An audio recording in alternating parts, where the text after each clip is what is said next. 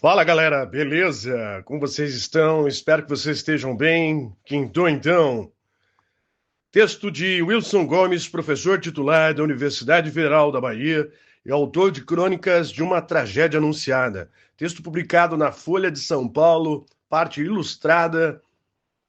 Texto intitulado Bolsonaro acima de tudo. Se existe um talento dos bolsonaros que não se pode negar, é a grande habilidade de usar pessoas e instituições em benefício exclusivo da família. E não importa os riscos ou consequências envolvidas, pois a responsabilidade e os efeitos sempre recaem sobre os ombros de terceiros, jamais sobre eles. A lista dos que se prestaram a essa função, convencidos de que se tratava de defender princípios ou lutar por um propósito nobre, é enorme. Usaram Sarah Winter para ameaçar e intimidar o Supremo, assim como depois utilizaram sem escrúpulos Sérgio Reis, Zé Trovão e os caminhoneiros que aderiram ao movimento bolsonarista. O objetivo? Fazer com que o Supremo deixasse de ser um obstáculo à vontade arbitrária de Jair Bolsonaro, que sempre teve certeza de que o fato de ter vencido uma eleição presidencial lhe dava o direito de moldar o país conforme seus interesses e apetites, sem ser incomodado por normas e freios constitucionais. Recentemente, um relatório da Polícia Federal mostrou que recorreram à mesma estratégia com integrantes das Forças Armadas, envolvidos num esquema que, no fim das contas, buscava apenas manter Jair Bolsonaro no comando do país a qualquer custo. Nem que para isso fosse necessário intimidar e assediar o Supremo, ou mesmo assassinar juízes da Suprema Corte e autoridades eleitas, executar um golpe de Estado e provocar uma guerra civil, como está documentado.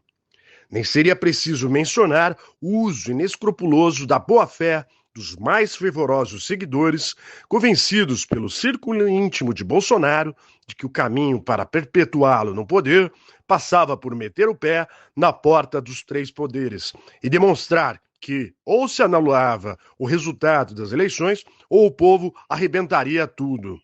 O bem da família sempre esteve na equação. O bem do país nunca passou de álibi e disfarce. É da natureza deles. Os bolsonaros usam quem quer que se preste ao seu projeto de poder familiar, ou, complementarmente, quem se disponha a remover os obstáculos naturais que uma república impõe ao arbítrio.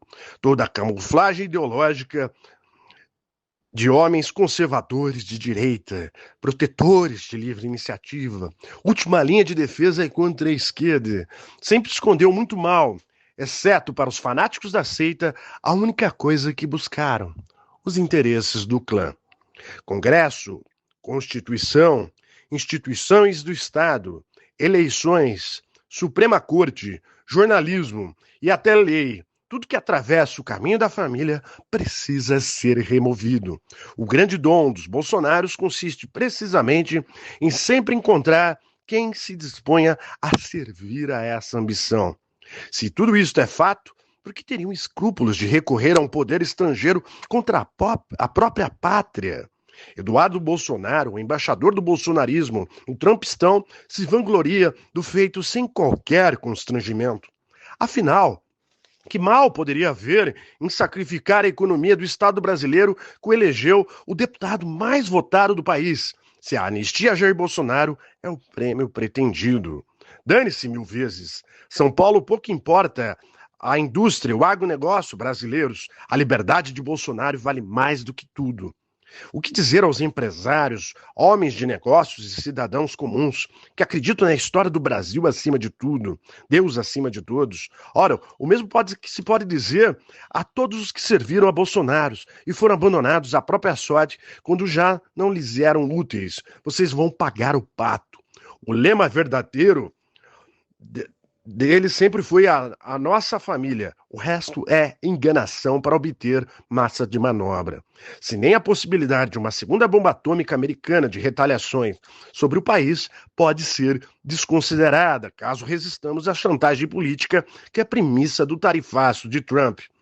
como ameaçou o senador Flávio Bolsonaro, que dirá desemprego e quebra de empresas. Lembremos que no recente plano de golpe de Estado, apurado e descrito pela Polícia Federal, as esperadas mortes de civis e a confusão social foram marcadas como dano colateral aceitável. A economia era mais importante do que a vida das pessoas durante a pandemia, lembram? Só que, ante a liberdade e os interesses de Bolsonaro, ante ela se torna secundária e irrelevante. Papai é a nossa pátria, diriam se fossem honestos os que ainda o seguem. Não há, portanto, projeto mais nobre do que manter papai no poder, nem propósito mais sublime para o país do que livrar papai da cadeia. Quanto isso custará às pessoas e ao país, não importa. É dano colateral aceitável. Afinal, primeiro eles, depois eles e depois eles. Eles de novo. É isso aí. Um grande abraço, até mais e, é claro, valeu!